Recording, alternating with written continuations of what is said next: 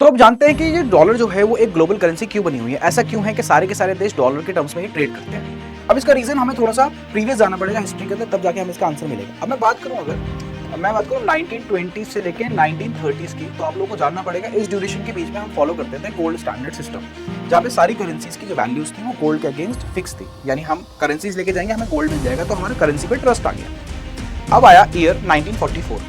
अब 1944 के अंदर क्या होता है, वर्ल्ड वॉर 2 खत्म होती है और यूएस एक न्यूक्लियर पावर बन चुका था। यूएस की डोमिनेंस स्टार्ट हो गई थी यहाँ से।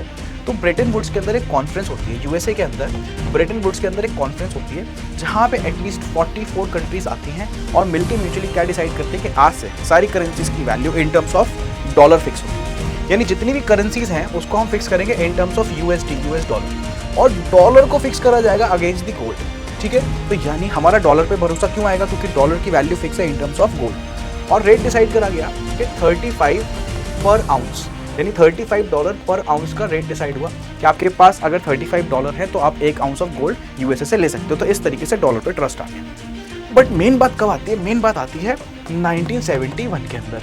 ठीक है, जब यहाँ पे Richard Nixon the president of USA, जिन्होंने क्या करा, जिन्होंने आके गोल्ड कन्वर्टेबिलिटी खत्म कर दी।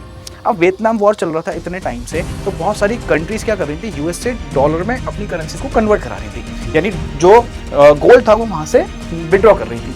अब इसको देखते देखते वहाँ पे जो गोल्ड रिजर्व था कम होने लगा, यानी डॉलर ज़्यादा हो गया, ठीक है, प्रिंटिंग, और गोल्ड हमारा कम हो गया। तो यहाँ से पैनिक सिचुएशन डेवलप हुई और रिचर्ड निक्सन ने गोल्ड कन्वर्टेबिलिटी बंद कर दी। यानी अब से सिर्फ एक्सचेंज इसमें होगा इन टर्म्स ऑफ डॉलर। और डॉलर क्या बन गया, डॉलर एक फिएट करेंसी बन गई, फिएट करेंसी बन गया, डॉलर क्या बन गया, फिएट करेंसी।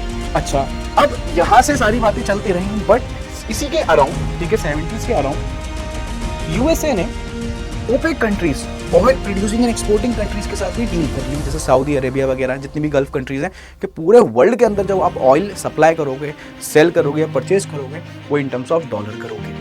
बस यहाँ से गेम चेंज हो गया और आप हम देख सकते हैं कि पूरी दुनिया के अंदर in terms of dollar he exchange होता है, जितने भी इंटरनेशनल ट्रांजैक्शंस हैं। बट इसको काउंटर करने के लिए जितने भी ब्रिक्स नेशन हैं, Russia, China, India, south Africa, Brazil, ये सारे के सारे क्या कर रहे हैं, ये सारे के सारे अपनी करेंसी डेवलप करने की कोशिश कर रहे हैं, जिसकी वजह से यूएसए काफ़ी टाइम से परेशान चल रहा है।